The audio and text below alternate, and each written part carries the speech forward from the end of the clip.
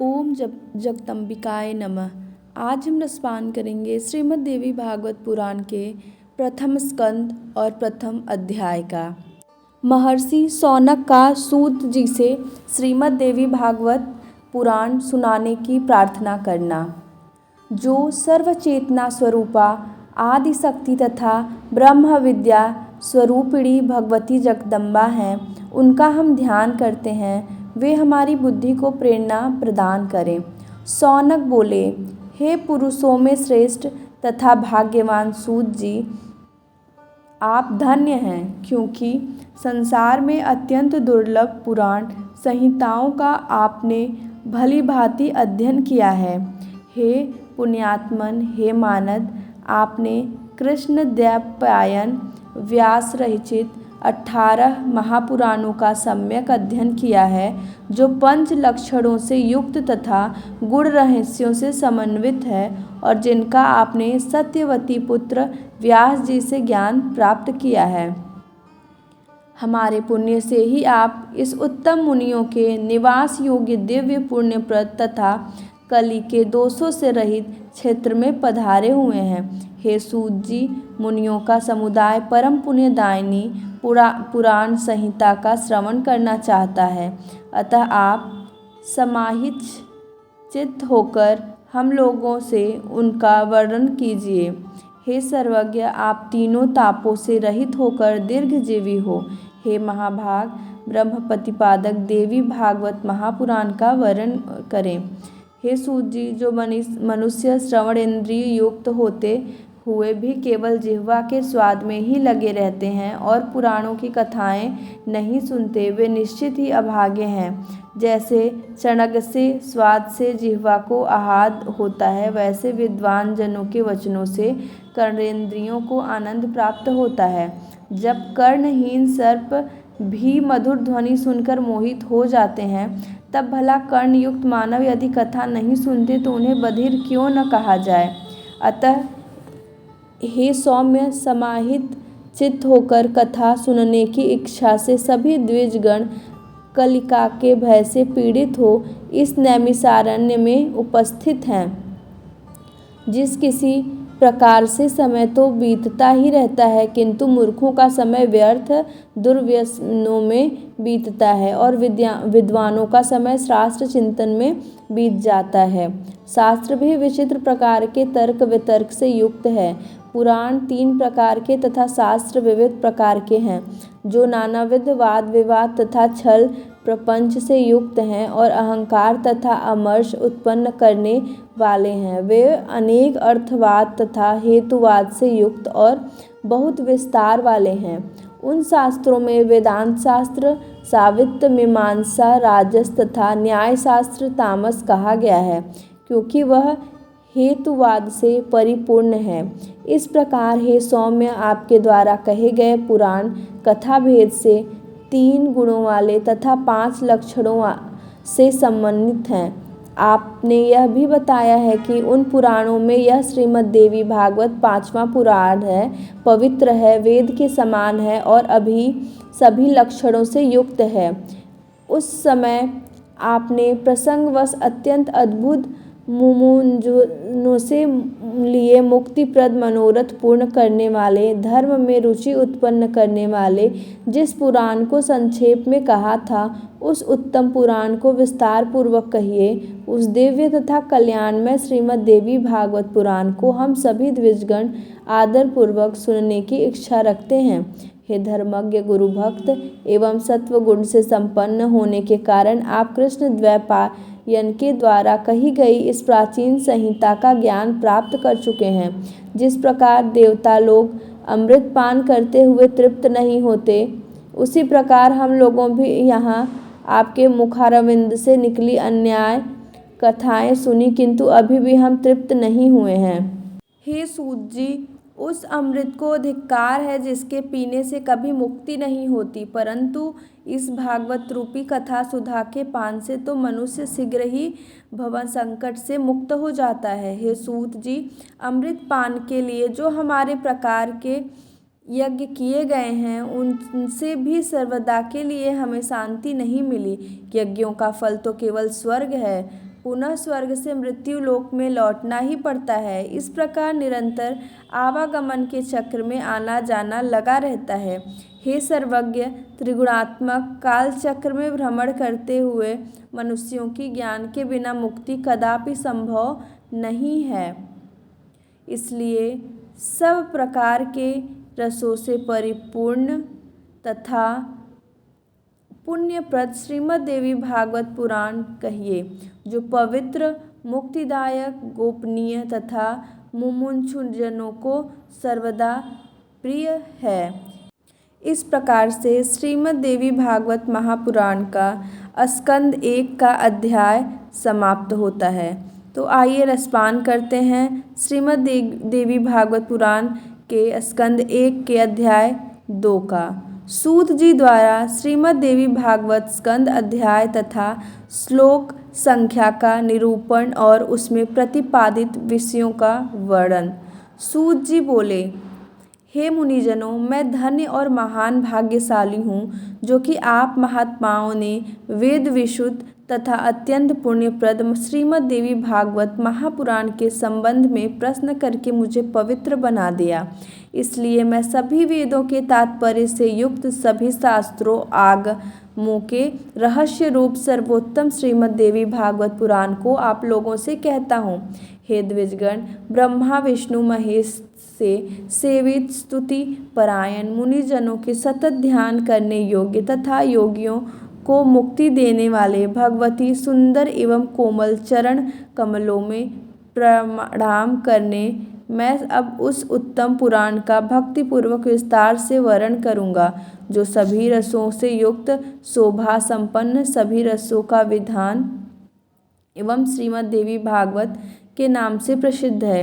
वैदिक मार्गानुसार जिसे विद्या कहते हैं, जो सर्वदा आदि शक्ति कही जाती है, जिन्हें योगी लोग पराशक्ति भी कहते हैं, जो सर्वज्ञ, भव बंधन काटने में निपुण है तथा जो सबके हृदय देश में विराजती रहती हैं, और दुरात्मा प्राणी जिन्हें नहीं जान सकते, मुनियों के ध्यान करने पर जो शीघ्र प्रत्यक्ष दर्शन देती हैं, वे भगवती सर्वदा सिद्धिदायिनी बनी रहें, जो सत असत रूप उस जगत की सृष्टि करके अपनी त्रिगुणात्मक शक्ति द्वारा उसका पालन करती तथा प्रलयांत में उसका संहार करके अकेली स्वयं लीला रमण करती हैं।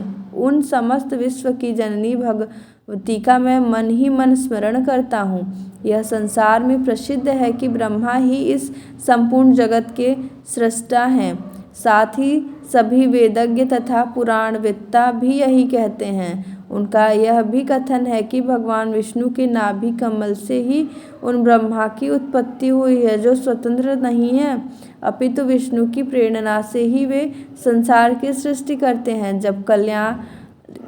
जब कल्पांत में सर्वत्र जलमय हो जाता है, तब केवल शेष शैया पर भगवान विष्णु शयन करते हैं और उन्हीं के नाभि कमल से ब्रह्मा का आविर्भाव होता है। इस प्रकार जब सहस्त्र फड़ वाले शेष ही विष्णु के आधार हैं, तो फिर उन मुरारिकों का भी सर्वाधार भगवान कैसे कहा जाए।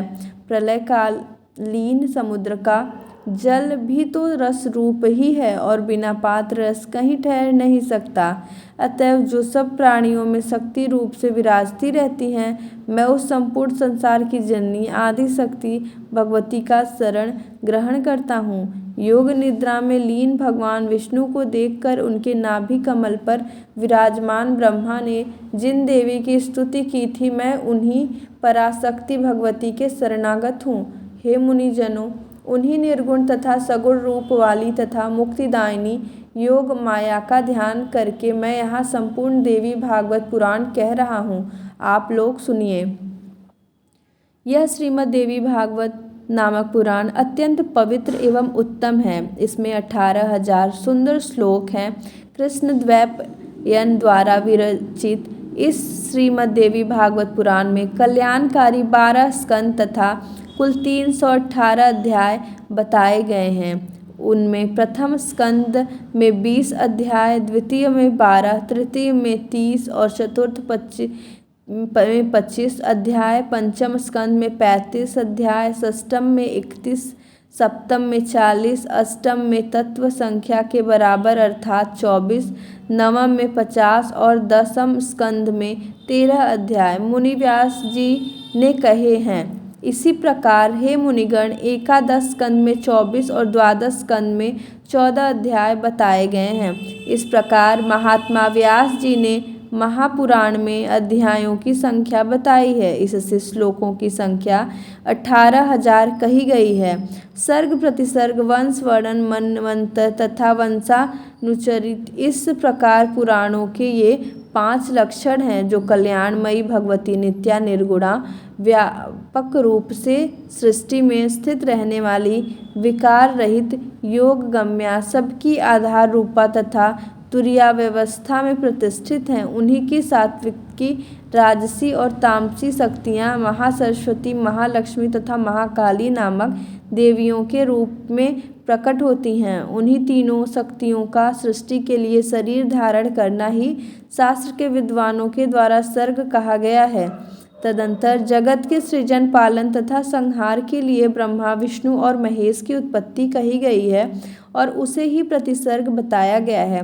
चंद्रवंशी, सूर्यवंशी राजाओं के वंश वर्णन तथा हिरण्यकशिपु आदि दैत्यों के वंशकथनों को वंश कहा गया है। इसी प्रकार स्वयंभू आदि 14 मनुओं का वर्णन एवं उनके समय विभाग मनवंतर कहलाते हैं। उन मनुओं के वंश का क्रमशः वर्णन करना ही वंशानुचरित कहा गया है। हे मुनिवरों, इस प्रकार सभी पुराण उपयुक्त 5 लक्षणों से युक्त होते हैं।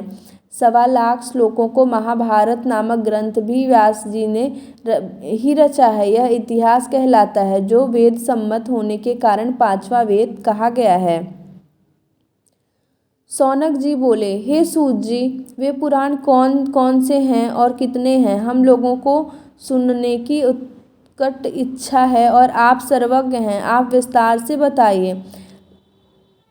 कलिकाल से भयभीत हम ब्राह्मण नैमिषारण्य में ही रहते हैं। ब्रह्मा जी ने मनोमय चक्र हमें देकर यह आदेश दिया था कि इसी चक्र के पीछे पीछे आप लोग जाएं। जहाँ इस चक्र की नेमि शीर्ण हो जाए वह देश परम पवित्र कहा गया है। वहाँ कभी कलियुग का प्रवेश नहीं होगा। आप लोग वहाँ तब तक रहें जब तक पुनः सतयुग न आ जाए। उनका वह वचन सुनकर तथा उनकी बातों को हृदय में रखकर हम लोग सब देशों के दर्शनार्थ उस मनोमय चक्र के पीछे पीछे तत्काल चल दिए। चलते चलते इस स्थान पर पहुंचकर उस चक्र की नेमि हम लोगों के देखते देखते शीर्ण हो गई। तभी से यह स्थान परम पवित्र नैमिष क्षेत्र के नाम से प्रसिद्ध हुआ।